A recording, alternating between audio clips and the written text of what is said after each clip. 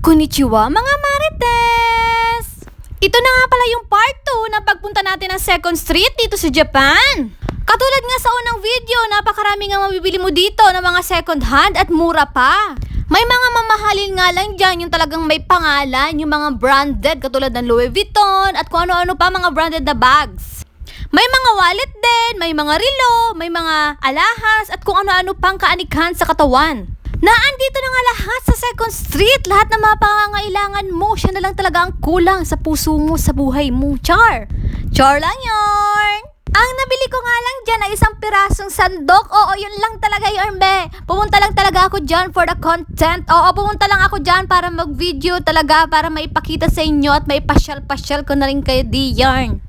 Kaya naman kung ikay nanonood ng aking mga vlogs, ay baka naman pwedeng maglambing, baka naman pwede mong ma-share ito, pwede mo na ring i-like at baka kasi sa pamamaraan ng pag-vlog na ito, makauwi na ako ng Pilipinas, makauwi na ako sa anak ko, baka naman. Pero hindi nga ganun kadali ang mag-vlog at napakahirap kang mag-isip ng content, pero kakayanin, Labarn lang, Labarn Japan. At kung makikita nga ninyo dyan, pinapakita ko nga yung mga sapatos, mga sandals dyan, napakamumura lang, may 200, 300 yen, napakamumura lang talaga.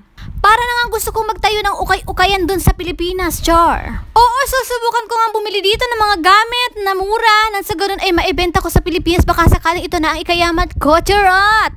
Melay mo naman, oo, maibigay ko na rin sa murang halaga, di ba? Pwedeng pang live selling, ano sa palagay nyo, mga marites? May mga stroller nga dyan, may mga gamit din pang bata, lahat na nandiyan dyan, mga damit, at kung ano-ano pa. Naiisip ko nga na bumili ng stroller, kaya lang hindi pa naman nga agad-agad masusunod ng aking baby dahil magkalayo nga kami ng aking asawa.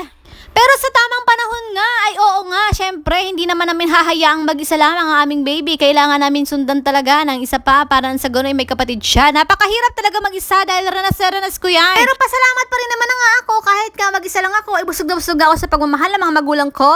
Maiba na nga tayo ng usapan dahil napupunta na nga rin sa madramang buhay ko ang usapan. Oo, medyo may pang MMK nga po ang aking buhay. Okay, sige, magkukwento na nga lang ako ng konti dahil medyo may kahabaan pa nga ito habang kayo nga dyan ay nag-window shopping. O, window shopping na muna kayo diyan habang ako ay magkukwento ng bahagya laang. Alam nyo mga marites, hindi ko talaga maisip na babalik ako ng Japan. Actually, wala talaga sa plan ko to, pero siguro plan talaga ng Lord na bumalik ako dito. Ako talaga yung ginagawa na sandata or whatever, ano bang tawag sa ganon? Ako yung ginagawang stepping stone ng Lord para nang sa ganon ma-help ko yung asawa ko na makapunta rin siya dito at nang sa ganon makauwi na ako sa anak ko. Dahil oo nga naman, wala din nga magpo-provide sa amin kung sakali mag-a-apply nga ang asawa ko.